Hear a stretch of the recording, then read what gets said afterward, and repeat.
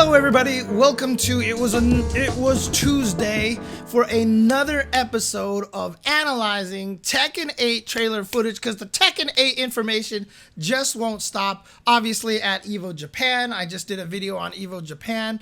They got a bunch of people got to play it. I haven't really checked a lot of the responses yet, so I haven't gathered a lot of that, but it seems like it's been mostly positive. But they also did announce a bunch more stuff going on there now. Xiaoyu was announced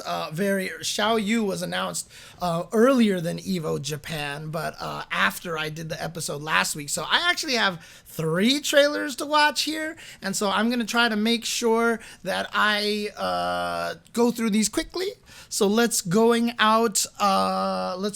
do this. Yeah, and strangely enough, there was no Street Fighter developer match today, so I don't have any of that footage for you guys. But let's watch these trailers one by one, do the same thing that I typically do, where I watch it one time through, and then we go back and analyze it in slow motion.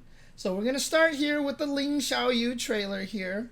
And please do not mind me if you just hear me spend the whole entire time grumbling and being mad, because this character terrorized me in Tekken 7.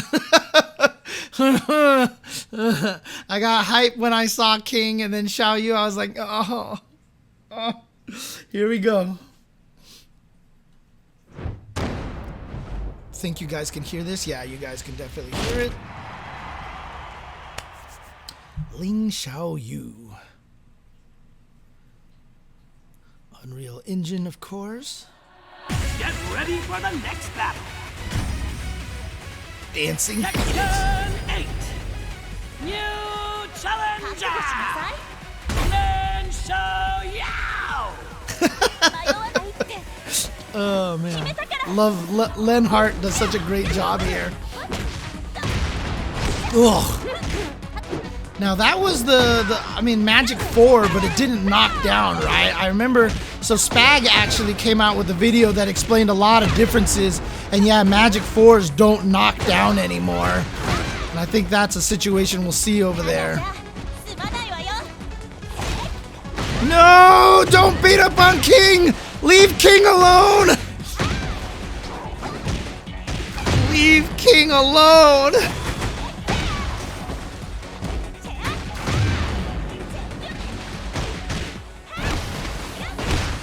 Oh, God. Oh, man. No!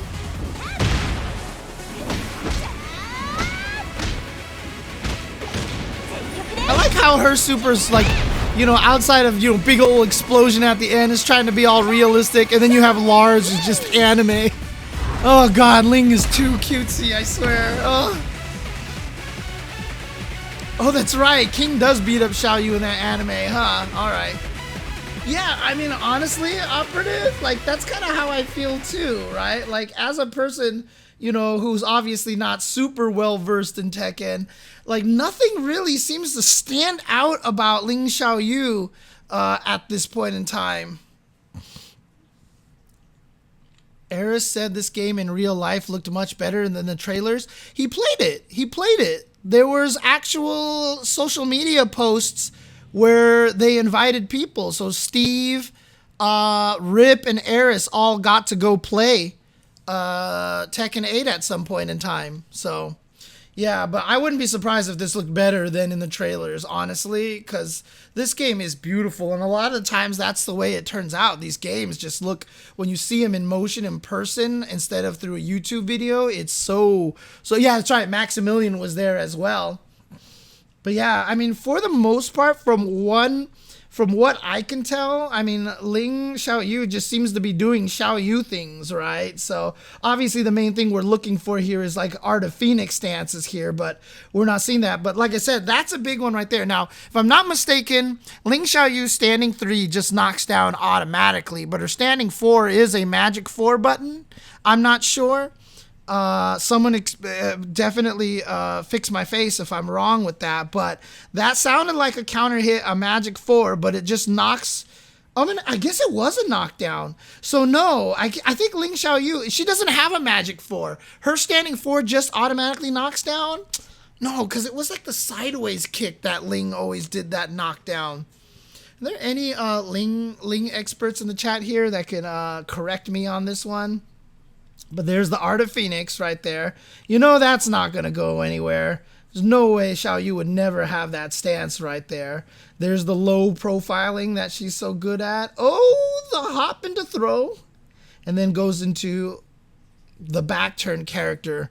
Okay, so it is a magic 4 according to RDM then. So regular 4 doesn't knock down, counter hit launch though. So that's the same. So it looks like that's a true punish right there. So you see this block, pow pow, punish, boom, juggle into the back turn stance.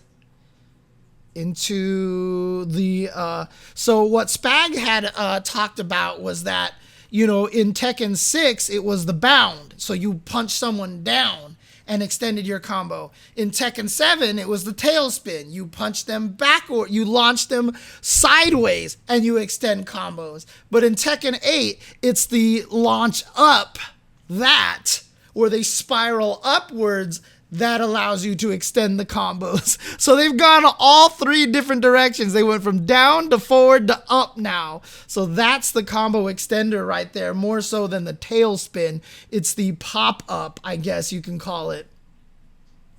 Dude, we're all gonna make some take out the trash jokes here, right? Because you see the trash can back there? Take out the trash, Xiaoyu. Recycle, Nina. Yeah, let's go. And here we go. This is the Jun Kazama stage that we saw earlier. That was really, really pretty. I really like the stage. It's one of the first times that we've seen, you know, more colorful stages, although I still think it should have been bluer and greener. There's always this layer of like muting colors in Tekken. And I get it, because you want the characters to pop out a little bit more, but the characters are affected by it too. One of the things that I loved about Virtua Fighter so much is that it's so colorful. It's super bright. The blues are really blue. The greens are really greens. The reds are really red. And I would like to see that in Tekken more. I get that they try to go for a more gritty, realistic look a lot of the time, but I would like to see far more colorful stuff in this game. But yeah, look at that. That's like the Michelle Yeoh kick right there. Actually, Michelle Yeoh kick always comes from behind. That's right, not from the front over here. So we got a counter hit, it looked like, in that situation here. So block this, try to attack, counter hit, boom, into rage drive, or I'm sorry, heat drive art thing. Probably a camera angle for the trailer. Here we go. Hits you.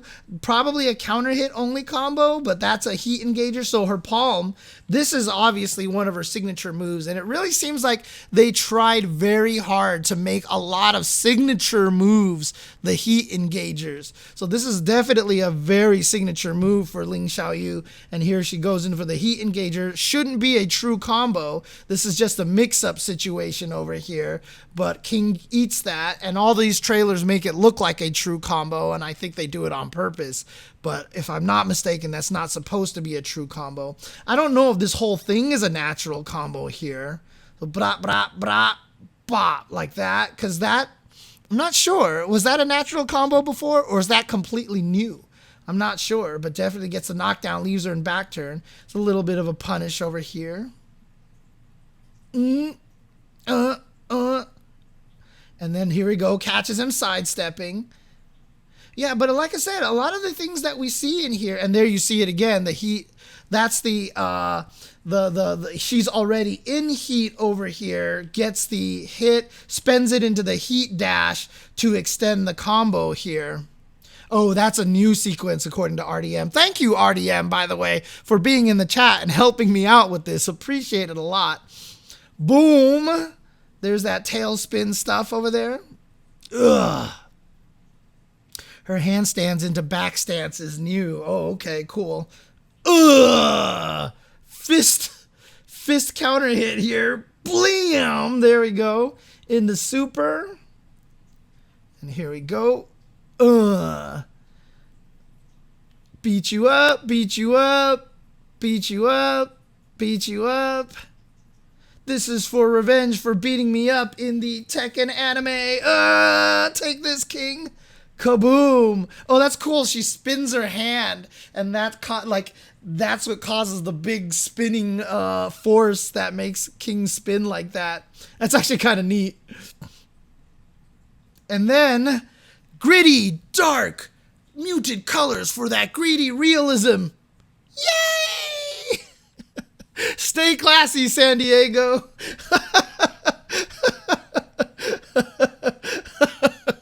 That's all that makes me think of, dude. Yay!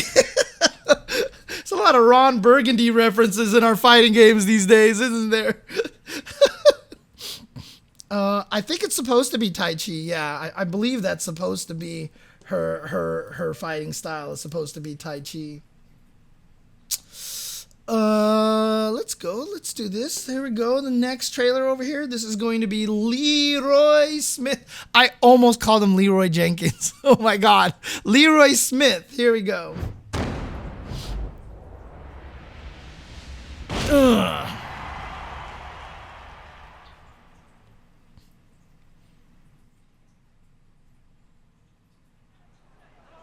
Oh, she's more of the Pi, but doesn't Pi supposed to fight with that? I love the Leroy. Ah, doggy! Doggo! Time to take out the trash. Good boy, good boy. I'm more excited about the return of the dog. Tekken 8. Wait, what was it called? What was it called? Grandmaster of Drip. Tekken 8. New challenger. Leroy Smith. Now, if I'm not mistaken, sorry, I know I'm not supposed to stop here, but like, isn't this intro from Tekken 7? Doesn't he kind of have this already in Tekken 7? Anyways, the freezing will come later. Ugh. There's that stick again. Ugh. Dang, into the police car? Show me what you got.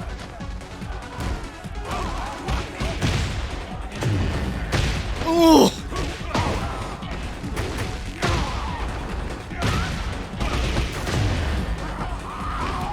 Mix up. Oh.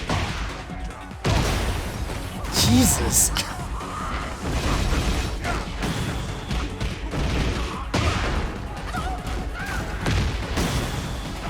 Yeah, honestly, Fusion Gamer, one of the most unfortunate things is that Leroy's always been such a sick character, but his launch state, I think, made everybody so mad at him. Like steel. Strike. Dude, everybody's got to have that 1-inch punch as the super ender. Chase no. Yay, doggo!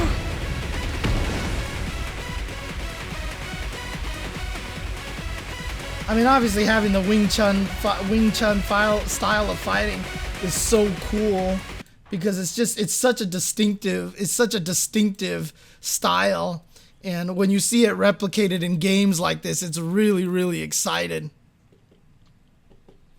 What did I call you, KC Fusion? What the hell did I just call you? I'm so sorry. Look at the dog. Look at the dog. Oh, look at the little doggo.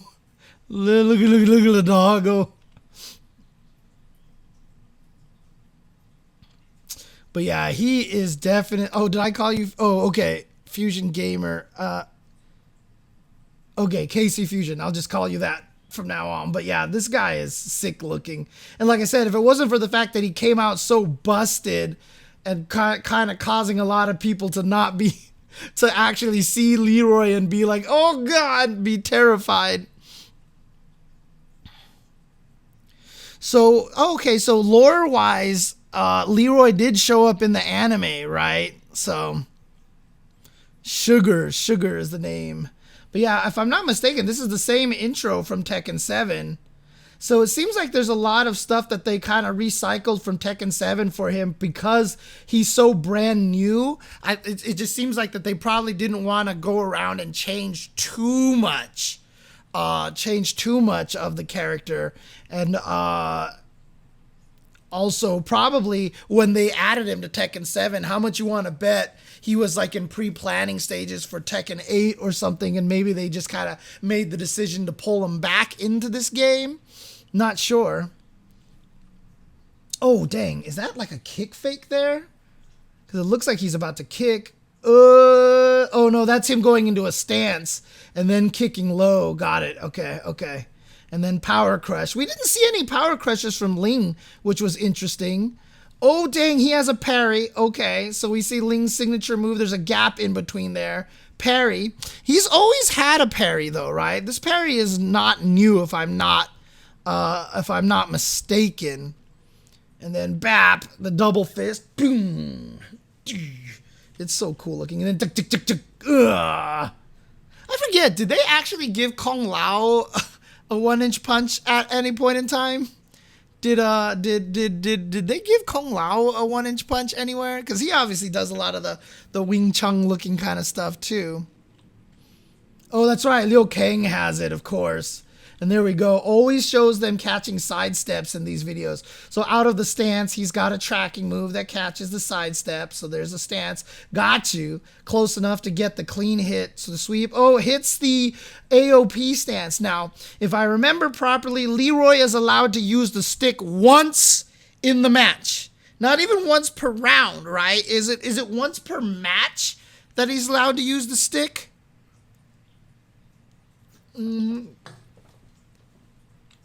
But obviously uses it here once per match. That's what it was. Okay.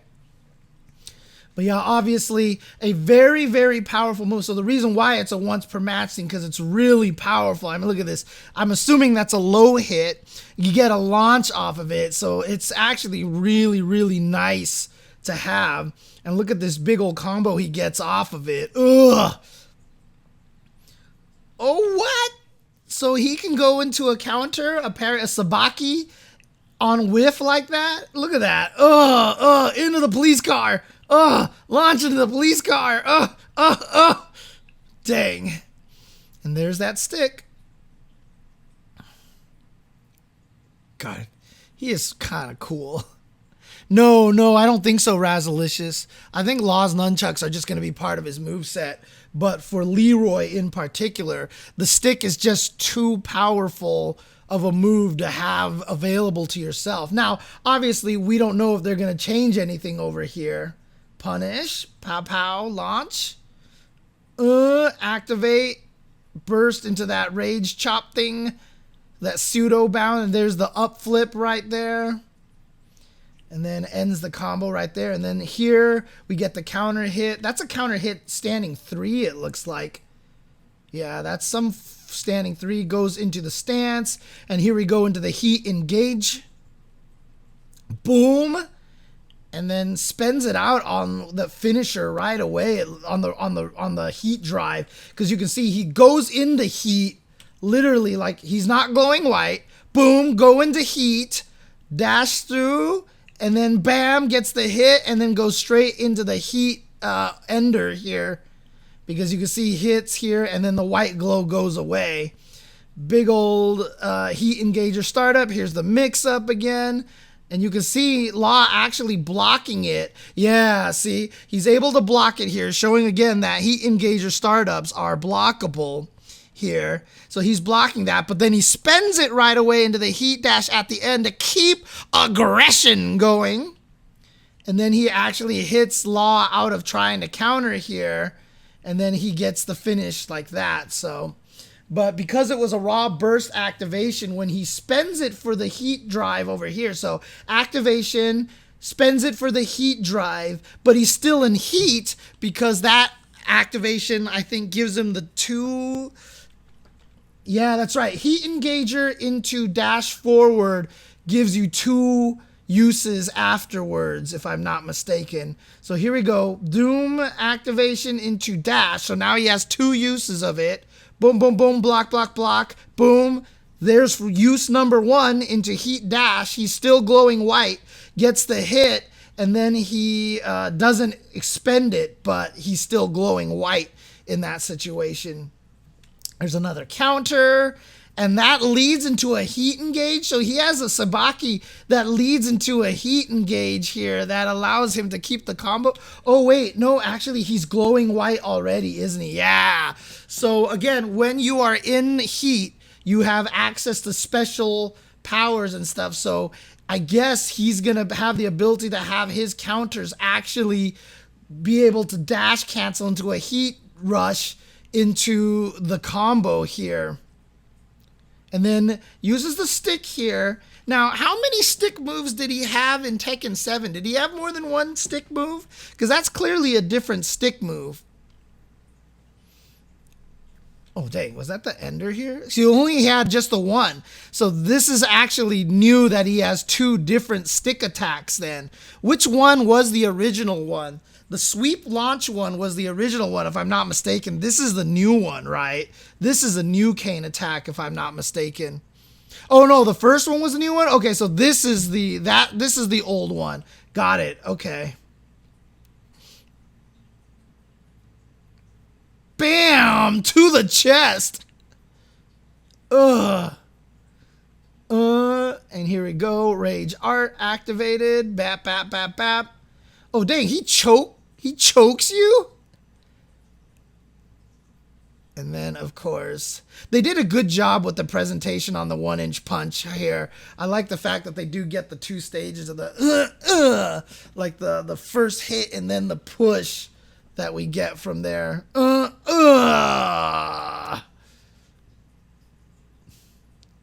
Dang, what is... Oh my god, I didn't even notice the dragon before.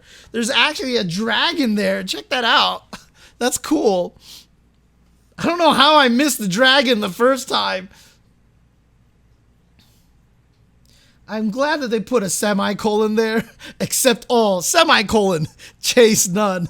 That seems a little too formally written, but then doggo, sugar, let's go. Dog's like, oh, yay.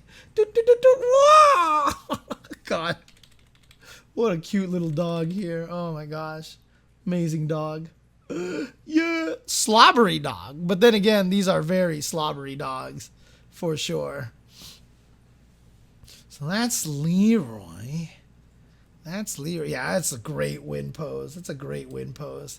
You can never go wrong putting a fighting game character with an animal.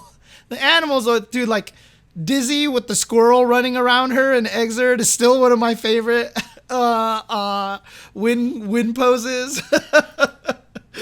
I still love that one. Oh my gosh. And then finally, they revealed Asuka, Kazama, and definitely was like, yay, Asuka! And oh my god, not Asuka. Because I know there are definitely people that hate fighting this character. I saw people calling her the button masher and all these things, but, oh man. Dude, it's so funny because as soon as he shows up here, like everybody like on the couch were like, wait, is that Asuka? And like Sajam is just sitting there in the production room like, how do you not know it's Asuka, dude? Like clearly this is Asuka. Like how are you confused by the intro portion here?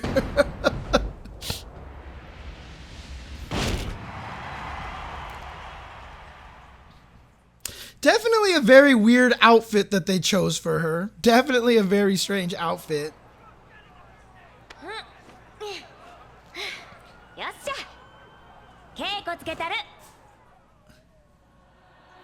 Get ready for the next battle. Spirited Peacemaker. Tekken 8. New challenger. Here's the bike. Asuka Kazama. Now, is it Asuka? Or I thought it would just be Asuka, right? You don't actually pronounce the U that heavily, do you? I mean, how old was she in old games? That's the question, right? Oh, dang. Is that a counter or is that just a dodge? Ooh. Yeah, how old was she in older games? So would it make sense that she's, quote, in college now at this point? So she was 16. Okay, so it would make sense that she's in a university now.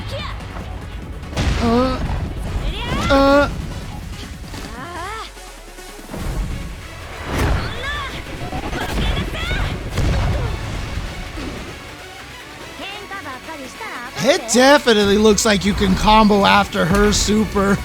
It definitely looks like she has one of those like Paul Phoenix combo supers. Is that not a university outfit, Razalicious? Am I mistaken on that? I thought it was. Oh yeah, Pollock. This is going to bring in a lot of people, I think. This is going to be really exciting for a lot of players. But, okay, what's the story of Leroy, by the way? Why does he own everything? There's a Smith Coffee, there's this big Leroy sign over there, and then on the top it says, Beauty is Possible Leroy Collection. Does he just own like the entire city or something like that? I mean, what's the deal with Leroy? Who is he? He is the hero of New York. Interesting. Okay. So this is supposed to be New York then, right? This is supposed to be New York. James Rival. Why does this say James Rival and this is not a picture of E Honda? How is this not a picture of E Honda if it says James Rival? Anyways. Leroy saved in New York.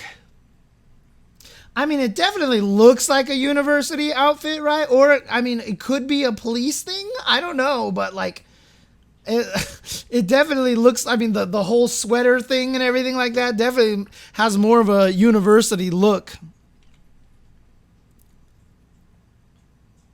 It looks like a hot mess. So, I will take it, University 9. You are on the side of, I don't like the outfit. Because I've definitely seen both sides. Yeah, it definitely looks more boarding school style. For sure. Like, it looks like a school uniform is really what it comes down to. But the shoes are very strange. The socks are very strange. Anyway. Is that actually part of the lore, Alrico? Or is that just you joking? Tekken 8. Okay, joking. And of course, the famous, which game was it with the intro where she drives the bike off of the top of a building and like lands and is okay?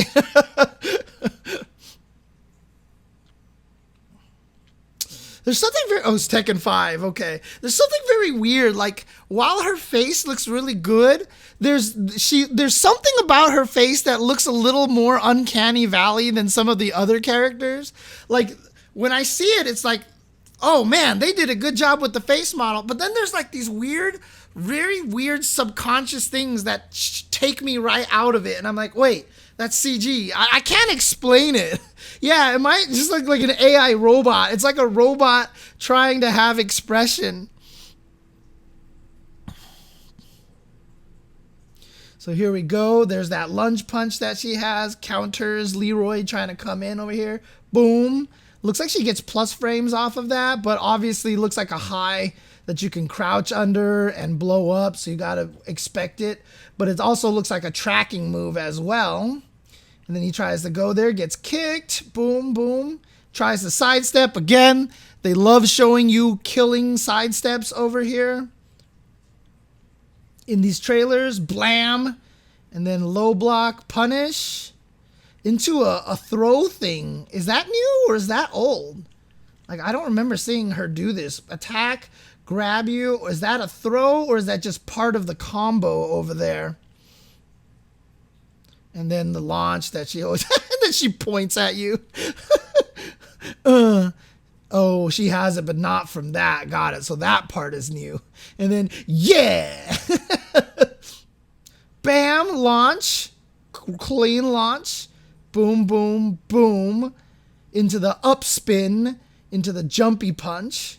Now, what's really interesting is they never showed her back 3 kick, right? The move that everybody hates the most. Like, I kept saying their signature moves seem to be heat engagers. I wouldn't be surprised if back 3 was a hit engager.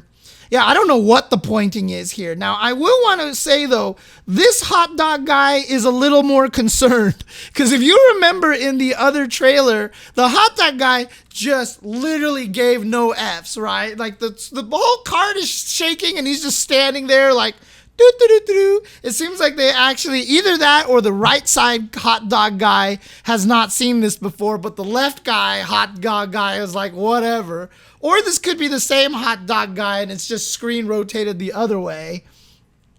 But I think this hot dog guy at least is reacting a little bit more over here. He's like, what is happening? He's at least a little more concerned, but he's still not getting himself any sort of concussions, getting knocked around over there. Anyways, let's see the moves here. So gets the counter hit into the wall splat. Boom. Boom, and then this launcher. Yeah, I know Spag talked about the Spaghetti Rip. Again, you should watch his video. He has a lot of good information from when he went into the studios and got to play. But the up tailspin launchers work in the corner for wall spikes really high up too. Because you can see clearly they're spinning against the wall, but they can't splat until the very top, which gives you much more time for follow-ups over here. Ugh.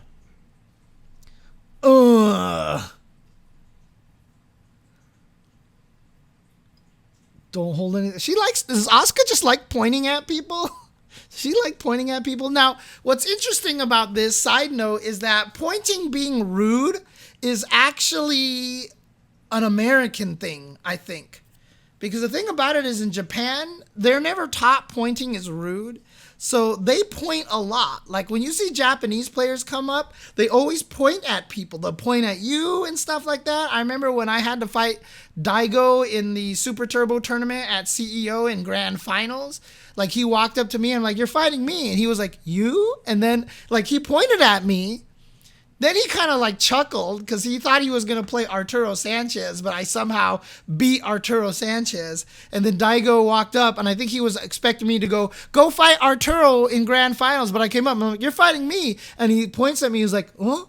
And then like, I swear to God, he laughs like, oh God, this is going to be free. And I was like, really, Daigo? And then it was free. And then he messed me up real bad, okay? He messed me up real bad. But he had already qualified into the Tournament of Champions, so I got into the Tournament of Champions anyway. But you'll also see a lot of players, Japanese players, do this too. Like, you need to go up to the station. Oh? Like, they point to themselves. Like, honestly, pointing is definitely not considered rude, I think, in Japanese culture because they point a lot more at people. I don't know why America created the pointing is rude. It's rude to point kind of thing. I'm not sure why our culture kind of came that way. So, any case. Block, fake. Oh, okay, so that is a parry. That's a low parry, it looks like. So, yeah, he goes for the low here, and Asuka just has... This is not obviously the universal low parry. This seems to be an Asuka-specific low parry, and then she gets this hit here, which is a crumple that she goes into the burst activation, and now gets to keep the combo. There's the up flip that she can extend. Boom, boom. There we go, still in heat. Here we go. Here's a throw that leads to a heat engage. So I guess there's definitely some characters have throws that lead into heat engages. Like, is that just a legit? That looks like a 1+2 throw.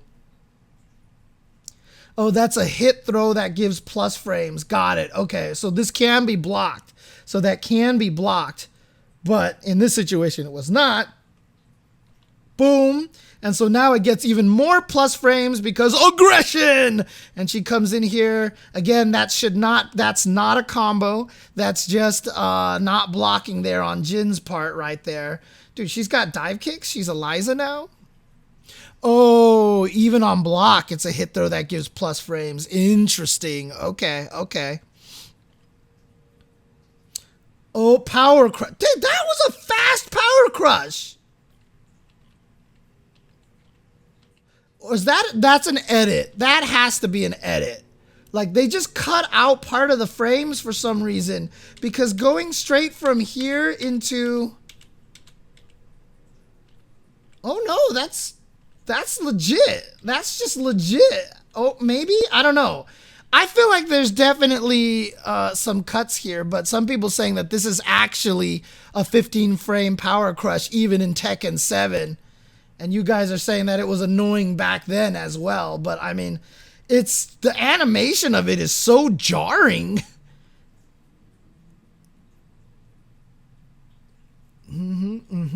Boom. Bat. Pow! Like, that animation is jarring. But obviously, here we go. Obviously didn't block again. Got the up spiral into the hit over here. Juggle, juggle, juggle, juggle.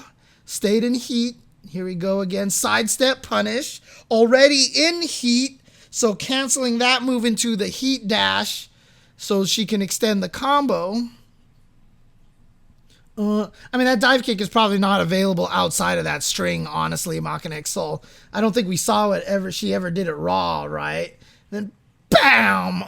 Counter hit, crumple, activation. And see, like, there's something wrong with her face. It's her eyes. Her eyeballs aren't moving. And she's not blinking. Okay, she's not blinking. So this might just be an early...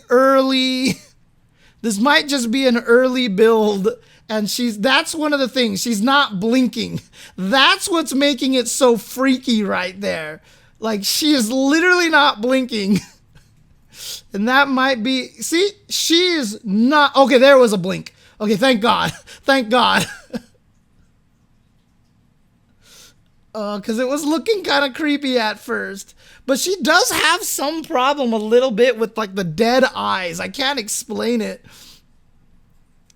Blam, blam, blam. But, again, do you see the way Jin bounces at the end of this? Thunk. And hasn't settled yet. And it definitely looks like she is free to move about there. So she's free to move about there. She's definitely close enough to pick up afterwards.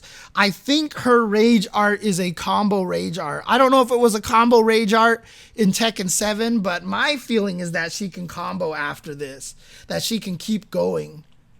And it just looks like they just make her stop at that point in time. Blink, goddamn. Okay, see? Okay. That is exactly what has made it subtly very freaky to me. Asuka doesn't blink. Blink, goddammit, blink. Look at this. Blink, goddammit, blink. That is exactly, I think, what makes it look weird to me. Why? At the first time I saw this trailer, I was like, why am I getting Uncanny Valleyed?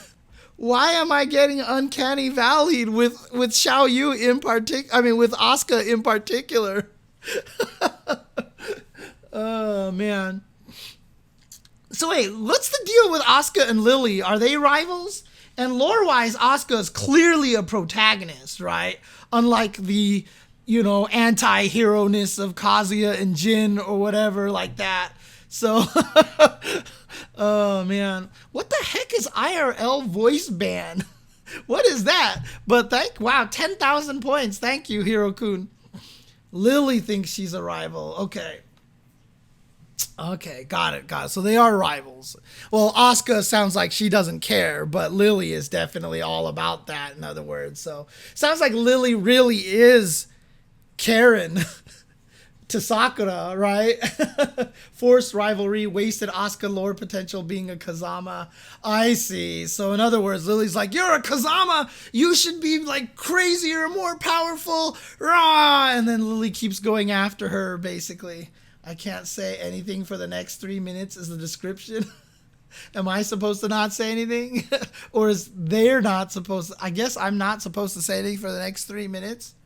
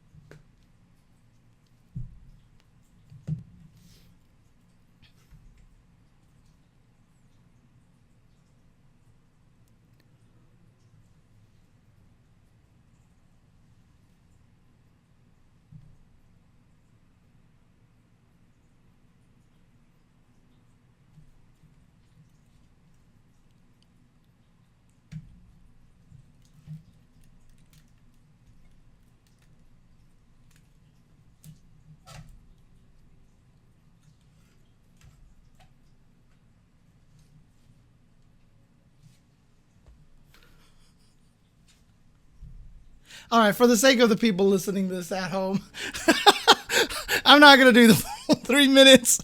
I was tempted to.